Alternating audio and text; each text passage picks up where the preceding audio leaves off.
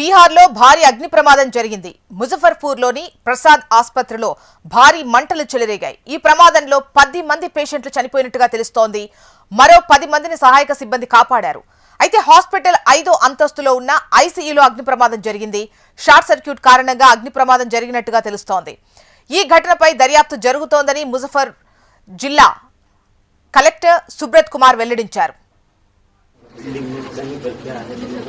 तो वो एक तरफ पूरा चेक कर एक तरफ से क्लियर करते हुए जो परिजन हैं वो रहेंगे और जो है जिनका शायद कोई है वो हम लोग देखते हैं तो इसको पहले क्लियर करवाइए, पूरा ऊपर से लेकर के नीचे तक क्लियर करवाइए परिजन और जो मरीज हैं उन्हीं को जो है यहाँ पे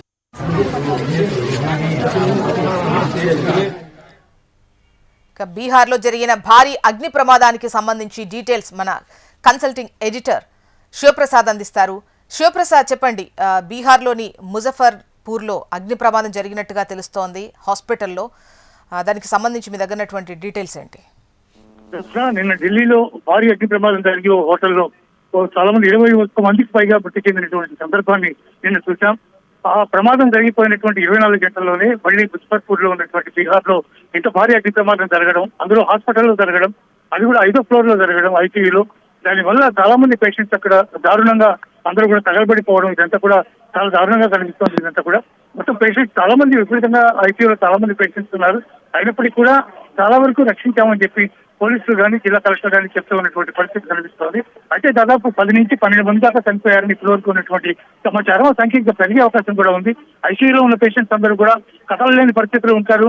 వాళ్ళకి అనేక రకాల వైర్స్ అవన్నీ కూడా వాటి హార్ట్ కి లేదా మిగిలిన అన్నిటికీ కూడా కనెక్ట్ చేస్తూ ఉంటాయి. కాబట్టి వాళ్ళు వాటన్నిటి వదిలించుకుని పరిగెత్తే పరిస్థితిలో వాళ్ళు ఉండరు. కాబట్టి వాళ్ళని రక్షించడం చాలా కష్టమైంది.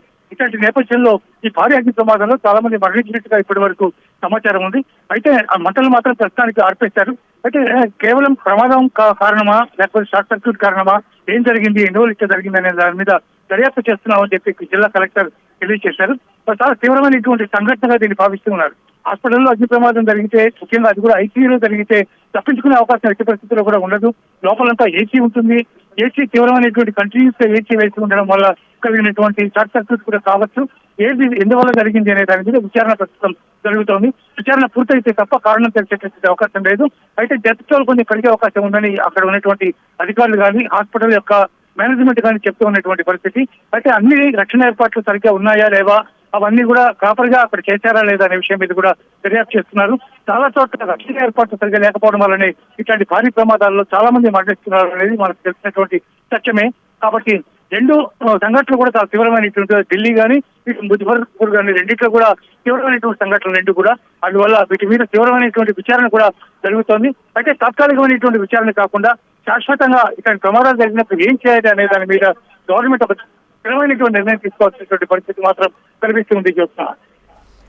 రైట్ శివప్రసాద్.